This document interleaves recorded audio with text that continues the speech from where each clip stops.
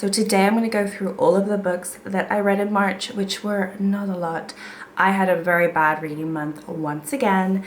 I don't know what happened. Came to like the middle of the month and I just did not want to read anything. I was just like scrolling through social media every single night and I was like, I do not want to pick up a book. I did try to I actually picked up 3 books and I read like 30 pages of all 3 of the books and I just wasn't having it. I enjoyed all of those pages, but I didn't feel like reading. I guess I went into a slump. These book slumps are terrible and I did not realize that I would go into so many of them. I think I know what's happening though. I think it's because I'm reading books that are popular on Bookstagram, Book Talk, and obviously Booktube, but they're not books that I actually enjoy, and I'm still trying to figure out which books I like. And I'm going to be doing a book unhaul soon because from all of the books that I really didn't like that I read last year, I just don't want to keep them around. So there's a bunch of books that I want to just get rid of. There are a few English bookstores that I've seen that are not that close to me, but I could potentially try and donate some of those books. I do live in Portugal, and so there's not that many places that are gonna want like English books. We do also have Vinted, which I thought maybe I could try to sell them on Vinted, but I don't think anyone's going to be interested again to do that, and then I'd have to like ship and everything. But there is a UK bookstore down in Lisbon, so I might have to see if they're interested in any of the books that I'm going to be unhauling. But anyway, that is going to be another video, so if you do like book unhaul videos, that will be coming soon, because along with books that I have read, I'm also going to be getting rid of quite a lot of books from authors that I have now realized that I do not like, but I have a bunch of their books. Anyway, let's get into it because I am just rambling on. This is the second time I'm filming this video because the first video, which I edited and I uploaded to YouTube, was corrupted for whatever reason. So it was supposed to be posted last week and I thought it was gonna go live and it never did.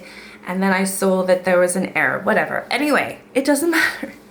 So I feel like I've spoken about these books already, so if I feel like I'm not in the mood to rehash my negative comments about some of these books, then please forgive me. Let's go to the book that I DNF'd. Should I do that, or should I do the order that I read the books? Maybe let's do the order I read the books. Actually, that might make a little bit more sense. So I did do a March TBR video, and I actually stuck to it pretty well. I did read 5 out of the books that I had on my March TBR, which is pretty good, I have to say, yeah. No, 4 of the books, one of them was a DNF. But yeah, I did also have a video where I wanted to reread some 5-star reads from my past. I didn't end up doing that. That could be coming either this month or next. I'm not entirely sure. I'm not going to push it because I am definitely a mood reader at the moment. So it's hard for me to plan videos. But anyway, I have been reading the Throne of Glass series since November. I did post a video on my channel. I think that was the last one that you would have seen. So I went into March with majority of this book read. I had like a quarter left. So obviously I wanted to finish this book for March, and I did. This one was really hard to get through. I started reading this, I think, in December. I could not get through it. I had to put it away. I entered a really bad reading slump in January. I picked it back up in February, and then obviously I finished it last month. I don't know what to say about this book. It feels like I read this a century ago, but basically it was kind of interesting. Like what I have to say about the Throne of Glass series, I'm not going to say too much because I did speak about it quite a lot in that vlog video. And so if you really want to know my full thoughts on like the whole series, I do kind of have them in that video, and like also Sarah J Maas and like her writing and stuff, which, you know, spoiler alert, I have realized I do not like her writing. I like ACOTAR, but I like, the more I read of Throne of Glass, which to me I think is the series that people enjoy the most, the more I just started to despise her writing style. I don't know what... Yeah, actually, I do know what it is. I do know what it is. It is the fact that she repeats herself all the time, and the books are just horrendously long for what they are. I think the subject matter, or like the plot, in general for Thrown in Glass is interesting, and the parts that I found the most interesting throughout the whole series was Dorian and you know, obviously the demon, the Valk demons. Oh my god, I can't remember what they're called. But whatever, it doesn't matter. I finished this book, I read it, I gave it a 4. Even though I really struggled to read it, I think ultimately I gave it a 4 because I enjoyed, I guess, what happened in the story, and I liked, I guess, the ending and what happened in the end. But it was a struggle to get there. And then I decided to obviously read the next 2 books, and I did finish the series last month. So I read Tower of Dawn, which follows Chaol and Nezarin, and then they go off and have their own little love affairs with other people, and we finally meet up with the priest that we, or not the priest, the healer that we had in one of the novellas. It kind of like all looped together, and I did like that. I liked that we finally got back to that Irene, and obviously her and Chaol have a wonderful love affair. I felt like this book, I felt like Nezarin and Sartak were very, very boring, so I definitely skim read a lot of those chapters because I just didn't care about their love story. And I think it's because I didn't care about reading about another love story of sub-characters. There are so many sub-characters in this story, and they all match up with other people. They all have their own little love affairs, and I am just not here for it. I really don't care. I don't care at the end of the day. So when I have no interest in somebody's love affair in a book, I'm just like, I don't really care. Let's move on. Let's get to the main point. So yeah, this was a struggle. I did give it, it's more like a 3.5, but I did bump it up to a 4 on Goodreads just because I don't think it's a 3, but definitely I think one of the weaker books in terms of keeping my interest. But we do learn some things about Maeve and everything in that book, so obviously it is necessary, but I think it could have been a novella. I just don't think it needed to be as long as it was. And then obviously Kingdom of Ash is the epic finale, and I did not find this epic at all. I found this to be really tedious, and for a book that's almost 1,000 pages, I just felt like this kind of lacked that epic final battle that I was hoping to see, or the final fight between Aelin and, you know, the Valk Kings or Maeve or whoever it would have been. I just felt like it crumbled, and I don't really know what Sarah J. Maas was thinking, to be honest, when she wrote this finale. I don't know what she was thinking. I even got excited. Like, the only part about this book that I liked was Dorian, and I got excited when I thought, like, they did a little thing where maybe he was gonna side with Maeve for a little bit and marry her, and I just thought, oh, now that would be interesting. But it only lasted a few pages and then it was done. So my interest just quickly went downhill from there. I don't know what to say about these books. I'm glad that I finished the series and I know what people talk about and I know who these characters are, but I didn't like Throne of Glass at the end of the day. I think if I had to give the series a star in total, it'd probably be like 3.5. Majority of the books I did rate it kind of a 4. I think there was only one book where I gave it 4.5, which was the second book. And honestly, I think it's because I liked Chaol more than anyone else. So I liked Chaol and Selena when she was Selena. And then when she stopped being Selena and became Aelin, I honestly hated her character and I hated Rowan. And you can fight me all you want on that, but I just didn't care about those characters whatsoever. So yeah, that was it. So I read all those books. It was just like a huge amount of pages, honestly. And I think that kind of did me over.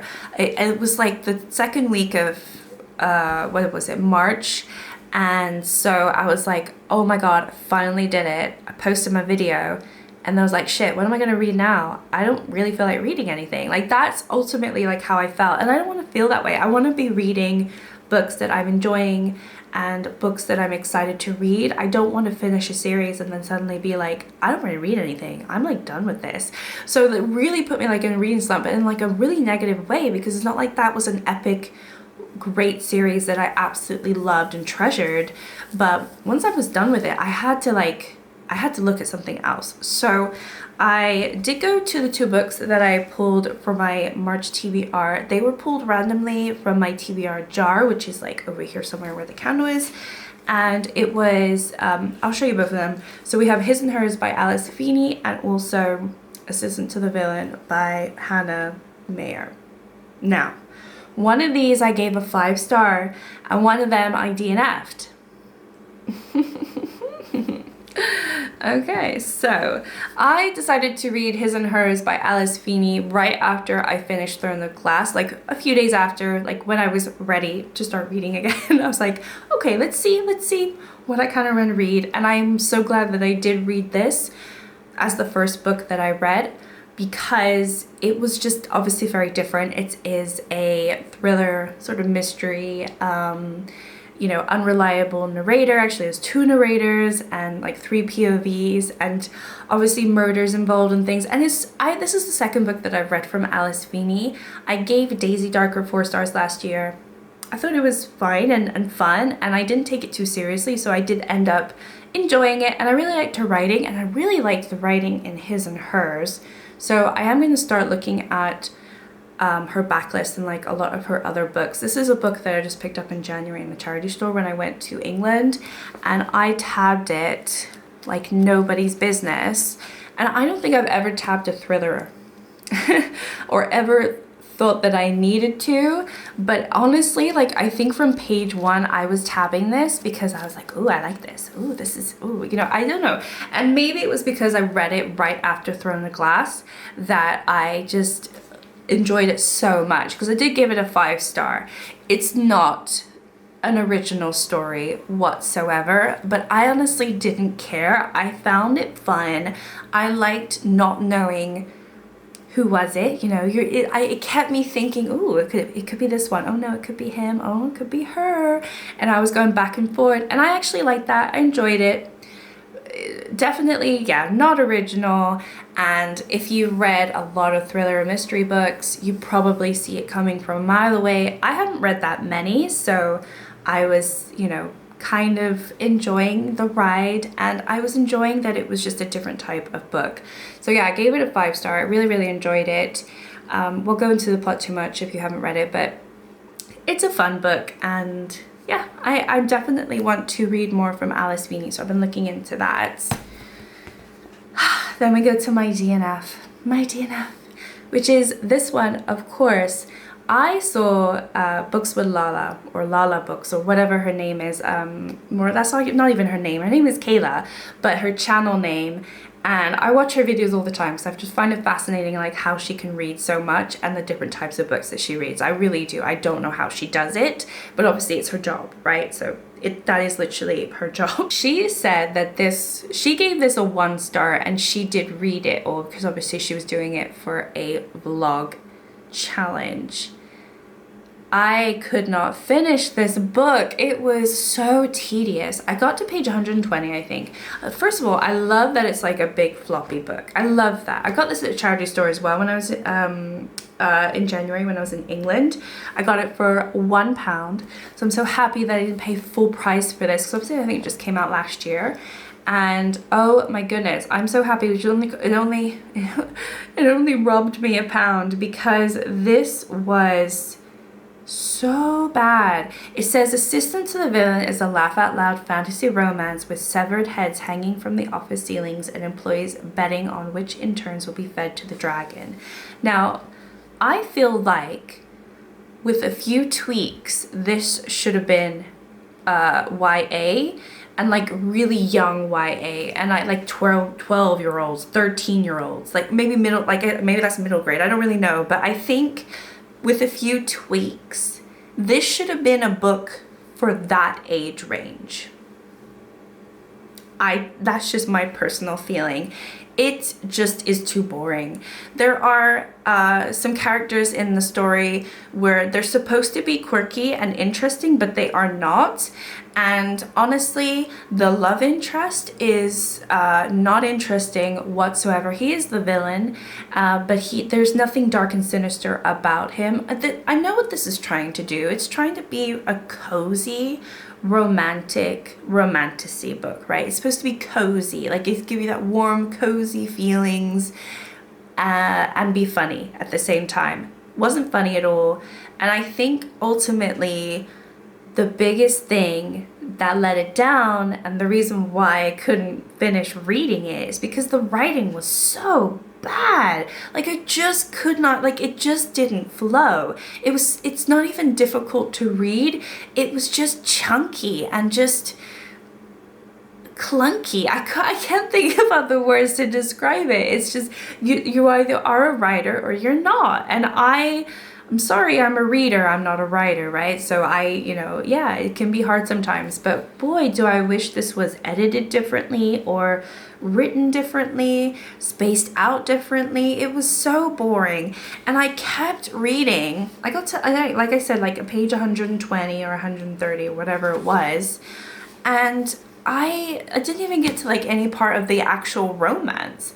And then I read some comments that the romance doesn't happen until like the very end anyway. So like, I don't know what happens in this book to make it interesting or to make it overhyped. It was pulled from my March TBR in my TBR jar as an overhyped book.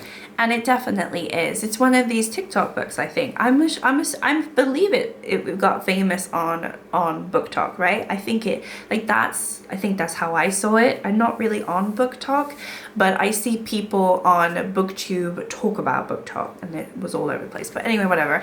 So that to me was a bit disappointing. So yeah, I didn't end up finishing this book. I wouldn't recommend it to anyone. And had I finished it, I would have given it a 1 star, but definitely ultimately like one of the worst, or if not the worst books, no, maybe not the worst book that I've tried to read this year, but definitely one of them. Okay, I did actually read another book. So I told you I read 5 books this month. So I decided to go a different route, maybe go to another romance books, not romantasy, but just one of these cute, cozy, I don't know, small town romance books. And I have a lot from Elsie Silver. I've already read Reckless from her and I gave it 2 stars. I did not enjoy it, but I have all of the other books in that series, except for maybe one of them. I think there's 5 and I have 4 of them because I was an idiot and I bought all 4, and I really wish I hadn't bought any of them at this point. Anyway, I decided to read Flawless because, okay, well, this is the first in the series. Maybe this one will be good because Reckless was the 3rd one in the series, and actually this follows the sister of Reckless. So Reckless follows Winter, who is the slightly older sister of this girl who is called Summer. And they're actually half sisters. They share a dad, but they don't share a mother. And the way that they grew up, they have some sort of trauma in their childhood where they really were like pitted against each other by Summer's stepmother, which is ultimately Winter's actual mother. Or is it the other way around? I think it's that way. Oh yeah, because Summer is like his illegitimate daughter because he had an affair. That's what it is. So anyway, it doesn't really matter about that, really, ultimately, but Winter does appear in this book, and she is like the evil sister, and she's married, but of course, in the 3rd book, I know what happens, blah, blah, blah. I won't go into like all the details. I think ultimately this was also like a 2 star. This was just really boring, and I didn't really care for the storyline or the characters. I didn't think there was anything actually wrong with the male character. His name is Rhett, but I think the problem again with this is that I didn't really like the writing, and I don't like the way that these books are laid out or played out. So every different chapter, it flips to a different POV, and you have these little text messages between whoever characters is, it's usually the main character and like a friend, or in this case, it was always like the father. And the father, like Summer's father, is a sports agent, and she is also trying to be a sports agent, and she is been given the task to basically babysit this rodeo rider. He rides bulls. Bull rider, whatever. I don't know. He's a very famous one apparently, and he is yeah. He doesn't really have much of a personality. I have to say, like there wasn't much about him. other that he found her incredibly attractive, and his jeans were always like too tight when he was around her because, you know, it's just disgusting stuff. So really, I think ultimately what I don't like is, like, just get back to my original point that I was trying to make. I don't like it. Like, the man was fine, but when you go to that POV, not only do you have those stupid little text messages, but you also, obviously you're in his mind, and the way that Elsie Silver writes the man's perspective, I find really gross. I don't know what it is about it. I don't know why I said gross like that.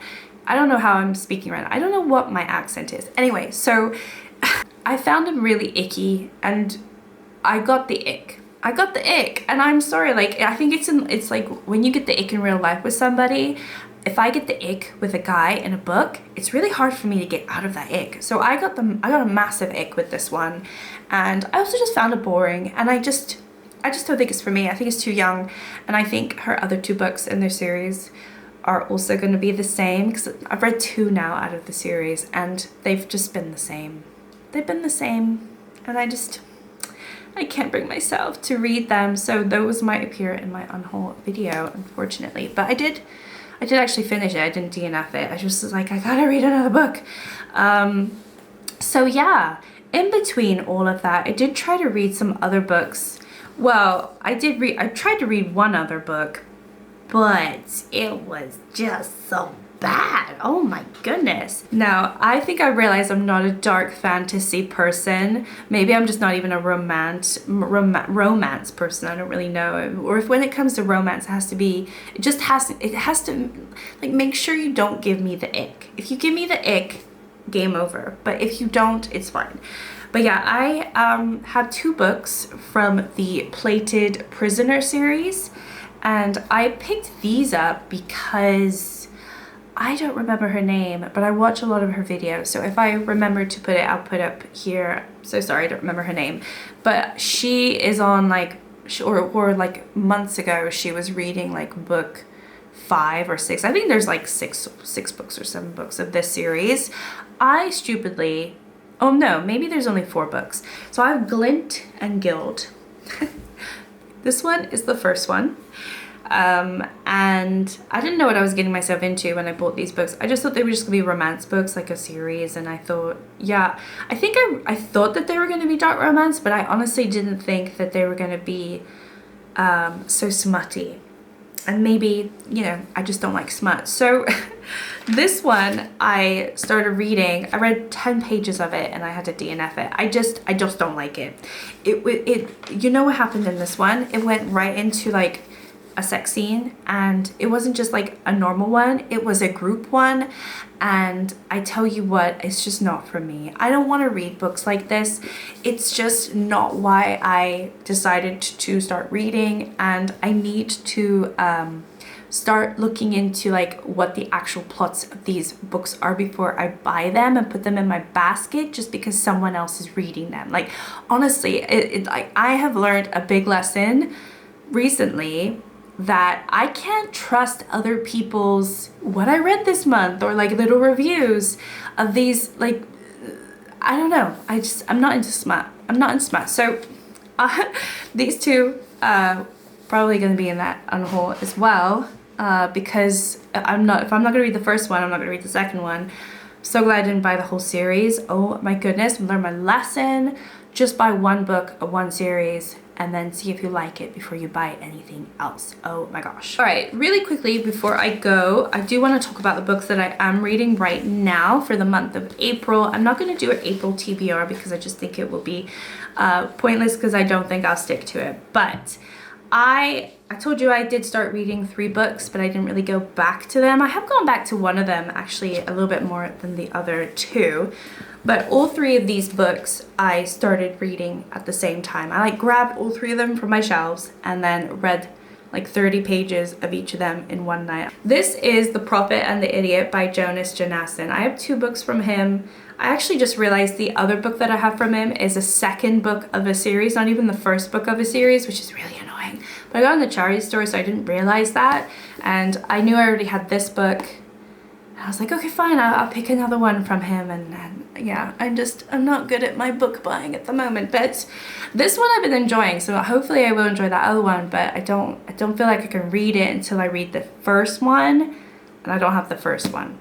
But anyway, back to The Prophet and the Idiot. This is about Petra. She is an astrophysicist, and she predicts that the world is going to end in like 10 or 12 days or whatever it is.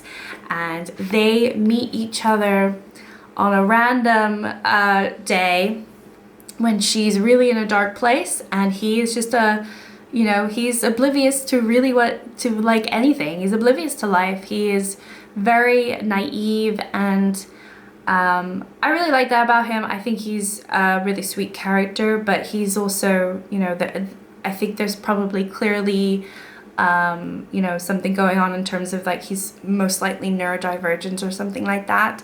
And that like speaks to me. Like my son is autistic, and so the fact that he's called an idiot, I don't really quite like that. So I hope that there's already starting to be like a lot of redeeming aspects to like him, and I think it's more of an ironic phrasing of him, because he's definitely not an idiot, but he's just like really unaware of stuff. I don't know, I might be completely off because I've only read 88 pages, so I haven't read too much. This one is one that I have gone back to though. I've tabbed a couple of pages of where I thought things, like there were some funny moments. It's more like of like these found friends and them going on an adventure before the end of the world, and now they grouped up with this Agnes who is like 80 or she's 75 years old, and they're going on a road trip now to Rome to confront Johann, who is the main character, the idiot, his brother, because Agnes and Petra have realized that his brother is massively taking advantage of him and like taking loads of money from him and whatever. Anyway, it doesn't matter, but I've actually been enjoying this. It's a different type of book to all these other books, and I think that's why I've been enjoying it. At the same time, I haven't been like running back to read it. So I also started reading The Woman Who Lied by Claire Douglas. This one, I can't tell you too much about it because I've only read 32 pages, actually 31 technically, but what I know so far is that what's her name? Amelia is a writer. She has one of these detective murder mystery series, and she's got like 11 books. No, maybe not 11 books, but 11 years ago she started her series, and she has a really like a lot of books in the series that follows the same detective. And she's noticed 2 instances now of things happening in her real life that happened in the first book that she wrote. So that's kind of interesting and intriguing. And also, it's flipping to a different POV where we're following a real-time detective, and sort of like someone's been murdered and everything. I'm not entirely sure what's happening next. We really don't have a lot of the details, but obviously they're going to probably intertwine with each other. But I kind of like that, there's things that are happening from her book series that's happening in real life. And so it's going to be one of those books where you're like, what's going on? And yeah, I did start tabbing it a little bit. I just thought it was fun. I don't know, maybe I like thrillers, who knows. But that one I started reading, but still only 31 pages. And then I also decided to give Daughter of the Moon Goddess a go. I have heard some negative things about the series in general, and I think people ultimately didn't like the second book. I'm not entirely sure. I only have the first book. It's so gorgeous. I think I just bought it last year because I couldn't resist the cover, but it is based on Chinese mythology, which honestly just intrigues me. I don't know anything about Chinese mythology though, so I don't know the story whatsoever, and I found it a little bit confusing, I have to say. So I'm on page 34, so yeah, like, around the same as the other one, and so far it's following Xinjin. I don't know how you say her name, but it's following this girl who's raised on the moon by her mother. Her mother has been banished to the moon. The girl didn't know this. She only just found out, but she was banished to the moon while she was pregnant by the Empress of Celestial something. because her mother stole the elixir of immortality from her father because she didn't want the father to go, or she wanted to protect the, I don't know. I'm a little confused. Like this book is a bit confusing. I'm only read like 30 pages and I'm already a bit confused, but basically the daughter has now run away because the Empress has realized that there's some extra magic going on the moon because the daughter is coming to age. She's like 14 or 15 or maybe 16, something like that. And she used her powers, and then the Empress is like, what's this new power that's been happening? Blah, blah, blah. And they go visit, and then they're chasing her. And then she ends up being a servant at like this big chateau castle. And that's where I stopped. So I think it's going to be a romance. I'm not entirely sure. It was a little confusing, I have to say. The way it was written at first, like I feel like it was a little bit flowery. If you know, you know, but I'm hoping that it gets a little bit better. It wasn't the easiest to read, but I was still interested in reading it. And then a book that I just started yesterday. We did a little road trip yesterday, and I'm already on like page 176. Yeah, I read some of this in the car, obviously. I didn't read it any other time, so it was all in the car. I only tabbed one page. Obviously this is a hockey romance, so this I thought would be perfect to read on a car journey. I don't really get sick on car journeys as long as I just don't read for ages. Like if I read for like half an hour and then like kind of rest my eyes, I'm absolutely fine. So I wasn't getting like motion sickness yesterday at all, so I was able to get through quite a bit, and then we stopped somewhere and I was able to read a little bit more. But yeah, basically it follows Stevie, who is a flight attendant, and she has landed a job on a private jet that jets out all of the NHL hockey players to their different locations for their tournament. And obviously it's a romance. It's called Mile High. She's a flight attendant.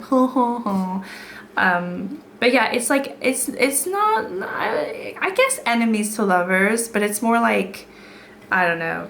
They're not really enemies. They're enemies for no reason. But for me, this is actually working. This is working out, and I haven't got the ick so far. So I'm actually really pleased with this book because I haven't been put off. Even though I do feel like there's been moments that would call for some sexual harassment. And I do think kind of border the line there. There's like gray areas of how he's treating her, and I don't think that's appropriate or respectful. But I am suspending my disbelief or whatever. I'm just ignoring it, and I'm just going on along for the ride because I've actually been enjoying it, and I do kind of like it. So yeah, I think if it carries on the way it is carrying on, it's probably going to be like 3.5. I don't think it's going to be higher than that unless there's something special at the end. I think ultimately I like slow burns, and it hasn't been too much of a slow burn. Like I'm on page 176 and they've already got it on. It wasn't insta love, but it was insta attraction, and sort of like, I want you, but I can't have you, and I want you, and I hate you, you know, all that silly stuff. But I actually prefer like slower burns. I think because this book is almost 600 pages, which is kind of shocking to me. It's 570 pages, and they've already got it on before the 200 page mark. So obviously before the middle of the book. I'm just thinking, what is the rest of the book gonna be? Because I don't really, like, I like this, just the build-up. I think the build-up is the best part in romances. Obviously you don't want to wait till right at the end of the book unless it's like amazing, but it should at least wait till the middle, right? I don't know. I just feel like, so it's probably gonna be 3.5 if it carries on the way it is. Obviously if it gets worse, it will bump down. If it gets better, it'll probably be a 4. I can't imagine it'll be higher than a 4. But I have been reading this as of yesterday, so I'm hoping that I have a better reading month this month. It is already late. It's like not late, but it's like there's like we're 1 week into April already. I think it's the 6th, so almost a week in, and I haven't read any books, but it's not a problem because I am slowly getting my groove back on. And if I finish Mile High and I like it, and I carry on reading Prophet and the Idiot and I like it, then I will probably read the other two and then some more. Sorry for the long rambly rant about what's going on in my life, but that's where we are. If you stayed this long, thank you so much for staying. Anyway, thank you so much. I'll see you all later. Bye.